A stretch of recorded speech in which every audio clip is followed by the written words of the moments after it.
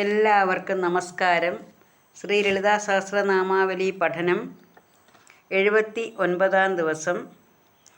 ഇന്ന് 781 മുതൽ 790 വരെയുള്ള നാമങ്ങളാണ് പറയുന്നത്. ഓം ശ്രീ മഹാദേവിയേ നമഃ. ഓം പ്രത്യഗ്രൂപായേ നമഃ. ഓം പരാകാശായേ നമഃ. ഓം പ്രാണദായേ നമഃ. ഓം പ്രാണരൂപിണ്യേ നമഃ. ഓം മാർത്താണ്ഡഭൈരവാരാധ്യായേ നമഃ. ഓം മന്ത്രിണേ നൃസ്തരാജ്യധുരേ നമഃ. ഓം ത്രിപുരേശ്യേ നമഃ. ഓം ജയൽസേനായേ നമഃ. ഓം നിസ്ത്രൈഗുണ്യായ നമഃ. ഓം പരാപരായേ നമഃ. ഒന്നുകൂടെ പറയാം. ഓം പ്രത്യഗ്രൂപായേ നമഃ. ഓം പരാകാശായേ നമഃ. ഓം പ്രാണദായേ നമഃ. ഓം പ്രാണരൂപിണ്യേ നമഃ. ഓം മാർത്താണ്ഡഭൈരവ ആരാധ്യായേ നമഃ. ഓം മന്ത്രിണി നൃസ്തരാജ്യധുരേ നമഃ. ഓം ത്രിപുരേശ്യേ നമഃ. ഓം ജയൽസേനായേ നമഃ. ഓം നിസ്ത്രൈഗുണ്യായേ നമഃ. ഓം പരാപരായേ നമഃ. ഇതിൻ്റെ സാമാന്യാർത്ഥം കൂടെ നോക്കാം. ഓം പ്രത്യഗ്രൂപായേ നമഃ. പ്രത്യഗ്രൂപ ജീവാത്മസ്വരൂപത്തിലിരിക്കുന്ന ദേവിയാണ് പ്രത്യഗ്രൂപ. ഓം പരാകാശായേ നമഃ. പരാകാശ ചിത്താകുന്ന ആകാശം, അല്ലെങ്കിൽ പരമാത്മാവായിട്ടിരിക്കുന്നതും ദേവി തന്നെ. ചിത്താകുന്ന ആകാശമാണ്. ചിത്താകുന്ന ആകാശവും പരമാത്മാവായിട്ടിരിക്കുന്നതും എല്ലാം ദേവി തന്നെ. ഓം പ്രാണദായേ നമഃ. പ്രാണത എന്ന് വെച്ചാൽ പ്രാണനെ നൽകുന്നവൾ. എല്ലാ ജീവരാശികൾക്കും പ്രാണനെ നൽകുന്ന ദേവിയാണ്. പ്രാണരൂപിണ്യേ നമഃ. പ്രാണരൂപിണി, പ്രാണസ്വരൂപിണിയാണ് ദേവി. എല്ലാവരിലും ജീവൻ്റെ തുടിപ്പ് നൽകുന്നവളാണ് ദേവി. ഓം മാർത്താണ്ഡഭൈരവ ആരാധ്യായേ നമഃ.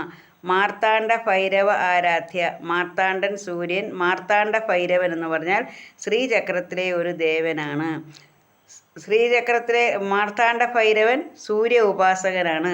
അങ്ങനെ സൂര്യ ഉപാസകന്മാരാൽ ആരാധിക്കപ്പെടുന്നവളാണ് ദേവി. അതാണ് മാർത്താണ്ഡഭൈരവ ആരാധ്യ. മന്ത്രിണീ നൃസ്തരാജ്യധുരേ നമഃ. ദേവി തൻ്റെ ഭരണമൊക്കെ മന്ത്രിണീ ദേവിയെ ഏൽപ്പിക്കുന്നുണ്ട്. ഇതെല്ലാം ഒന്ന് നോക്കി നടത്താനായിട്ട് മന്ത്രിണീ രൂപിയെ ഏൽപ്പിക്കുന്നുണ്ട്. ആ മന്ത്രിണീ ദേവിയുടെ മറ്റൊരു പേരാണ് ശ്യാമളാദേവി. അപ്പോൾ ശ്യാമളാദേവിയെ ഭരണമൊക്കെ കൊടുക്കുന്നുണ്ട്. അങ്ങനെ മന്ത്രിണീ നൃസ്ത രാജ്യധുരേ നമഃ. രാജ്യധുര എന്ന് വെച്ചാൽ രാജ്യഭരണം. അങ്ങനെ ദേവിയെ ഏൽപ്പിക്കുന്നവളും ദേവി തന്നെ. ത്രിപുരേശ്യേ നമഃ. ത്രിപുരേശി, ത്രിപുരത്തിൻ്റെയും ഈശ്വരിയായിട്ടിരിക്കുന്നവർ.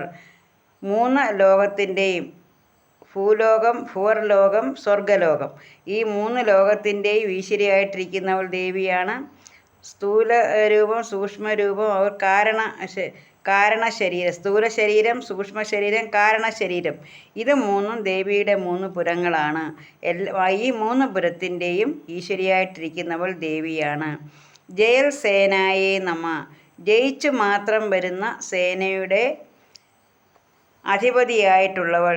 ദേവിയുടെ സേന എപ്പോഴും ജയിച്ചേ വരത്തുള്ളൂ. അപ്പോൾ അങ്ങനെ അതാണ് ജയൽസേന.